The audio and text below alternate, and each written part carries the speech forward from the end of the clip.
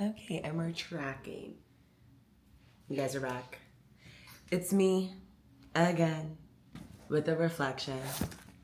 So y'all, honestly, I'm currently I'm in week 4 of the Artist Way. Oh, wait. Welcome back. This is fun. We are back, and I am excited to kind of reflect and talk through week 2 and 3 because we got through it. Yay! And I wrote some things because I was like, you know what? I took some feedback. We're gonna talk about it. And I was like, let me just write down my points. You know what I mean? As much as this could be raw and reflection through, I feel like I wanted to gather myself and be able to navigate through it. So week 2 and 3, first of all, the themes. Week 2 was recovering sense of self, okay? Week 3 was recovering a sense of power. Your girl did all the morning pages. Mind you, I was traveling through week 2. I went to New York. I spoke at Columbia. And I did do my artist dates, which they were very cute, okay? Can I just say?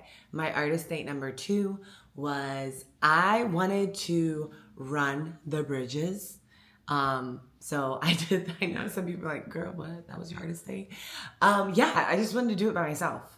And so I ran the Manhattan Bridge into the city, and then ran the Brooklyn Bridge back, and then ran around Brooklyn, and it was really beautiful, and I was proud of myself, and I did it in the morning, and I did it through being in a space where I was like, going through it the day before. And then my third artist date was beautiful, y'all. My third artist day, I actually took myself to the conservatory, Garfield Park. So beautiful. Like, I just sat there and wrote for like hours. Oh, it was great. It was great. But let's get into it. Recovering sense of self. You know what? Our girl Julia is just really coming for us all. And like I said, the combination of being in week 2 and also like where I'm at in the Bible recap is currently like I was in Judges at the time. I was like finishing Joshua, going into Judges. Judges? Crazy. Yeah, a lot going on. Israelites truly forgot themselves. Every judge. Wow. But it is what it is. But there was a lot of things that came up for me in week 2. I think some of the big things, like the notes that I had for myself and when I reflect back, was just like what it meant to move in clarity. So during week 1 or after week 1, I actually got to see my CEO coach, and we were talking about the whole things around distractions and fear being a distraction and what happens when you recognize what fear is doing and not just naming it as a distraction, but not moving in that direction. So what does it mean when you do the opposite of moving through fear, which was moving through clarity? You know what I mean? And I just thought that was like something that was important, because in week 2, it talks about like creating safeguards for yourself.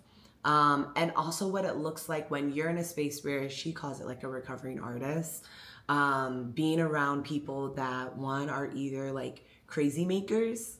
So basically she defined crazy maker as like people that discount your reality.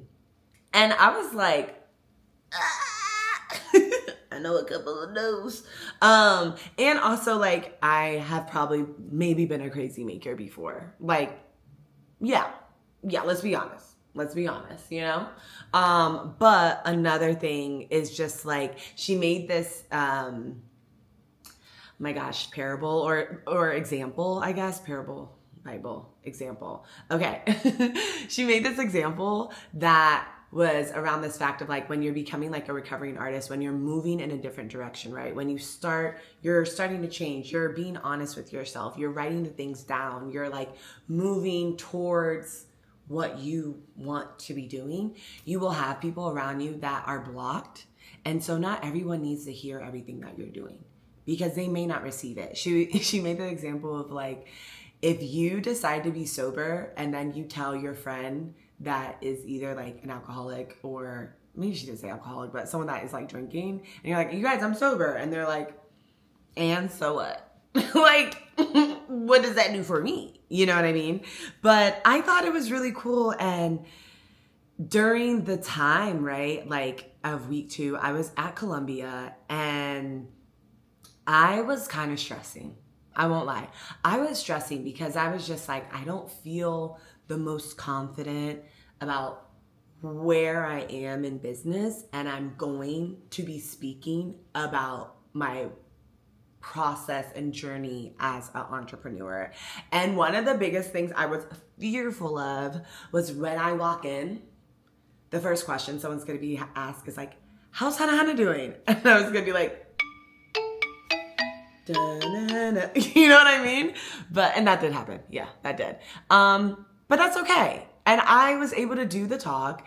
And honestly, I was able to still do everything that I needed to do in spite of the feelings that I was having. And I think that's the biggest thing, right? Like, this is something that I've had a better understanding around, is that like, to move in wisdom is not just to move out of feelings.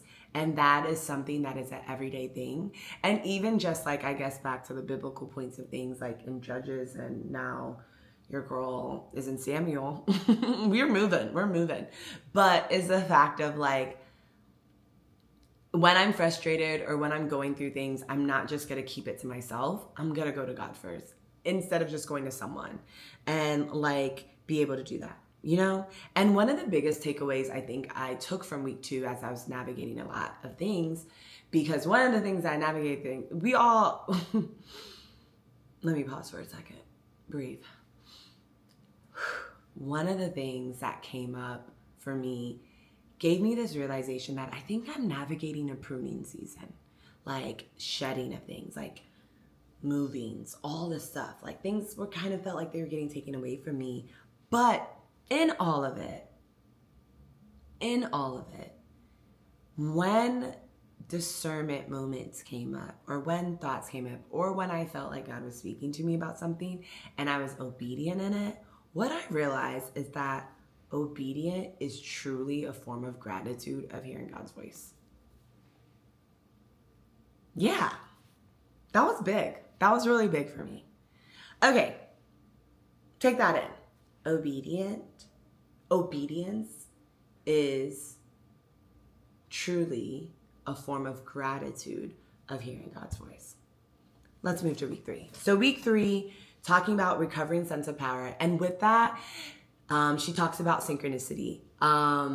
You know, when you say something, when it comes out, people call it manifestation, people call it prayer.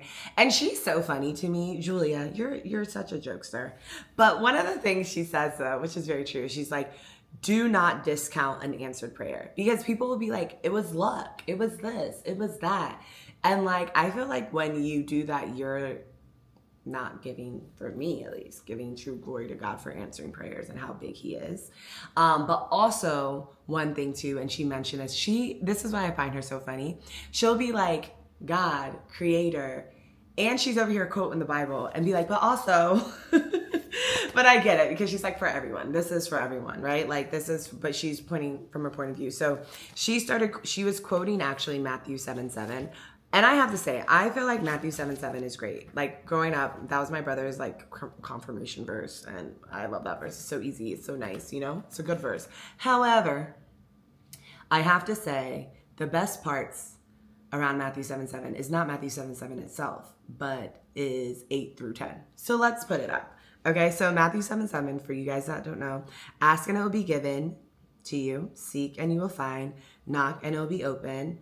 For everyone who asks receives, and for who seeks finds, and to the one who knocks it will be open. Can we pause there before we go on? Remember, the only way a door opens is if someone hears. So sometimes you got to keep knocking. Sometimes you got to keep asking. I feel like that's something that I've learned within my prayers around stuff, is like, continue to pray for things, continue to seek things, continue to ask for things, but also remember that at the end of the day, like they say in the Lord's Prayer, right? Kingdom come, thy will be done. I'd be like, Lord, I hope my will aligns with your will. I hope my will aligns with your will, but I have to also know that it's up in those arms, right? Especially when you're navigating spaces of pruning. And, I feel very, the thing is, plants get pruned and you know what happens next? Blossoms and fruit comes from it. So yeah.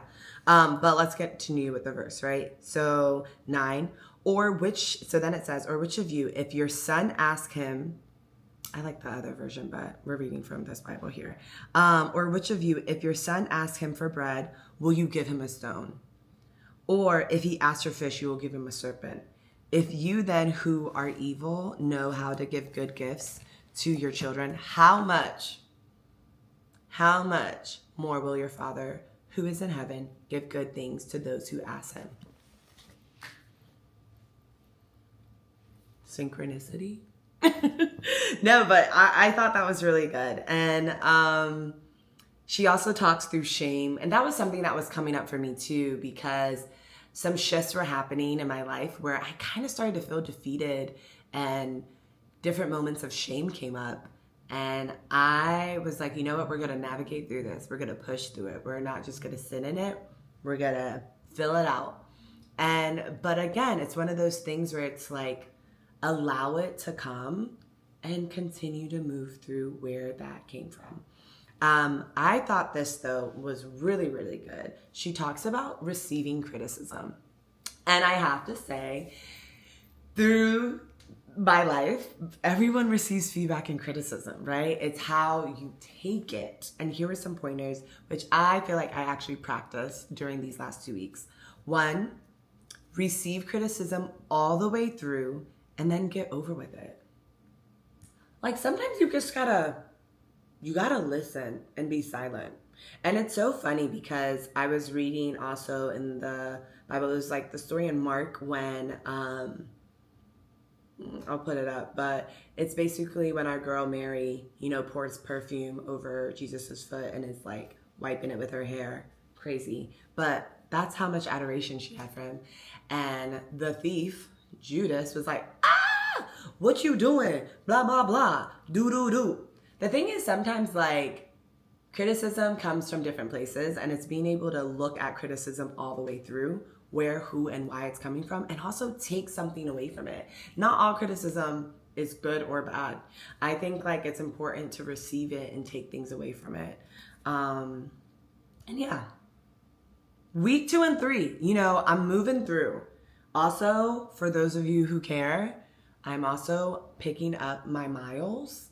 We're on mile 7 now. I've been running 7 miles now. So the other day I ran 5 miles and I did not look at my clock until I was at 4 miles and I was like, whoa, we've already done it.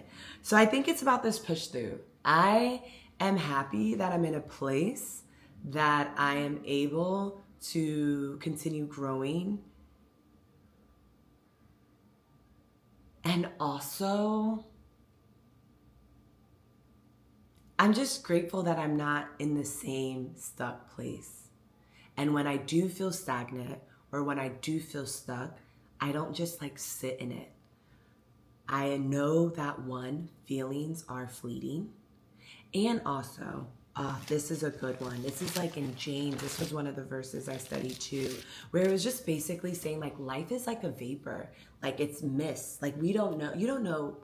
Every day I wake up, I'm like, thank you. Like I start with awe, like thank you. But it's also like you can't just sit in the like struggle of things, And that is one thing I'm trying not to do. Life is hard, but I'm not about to sit in it all the way through. Okay, see you next week. Bye, y'all.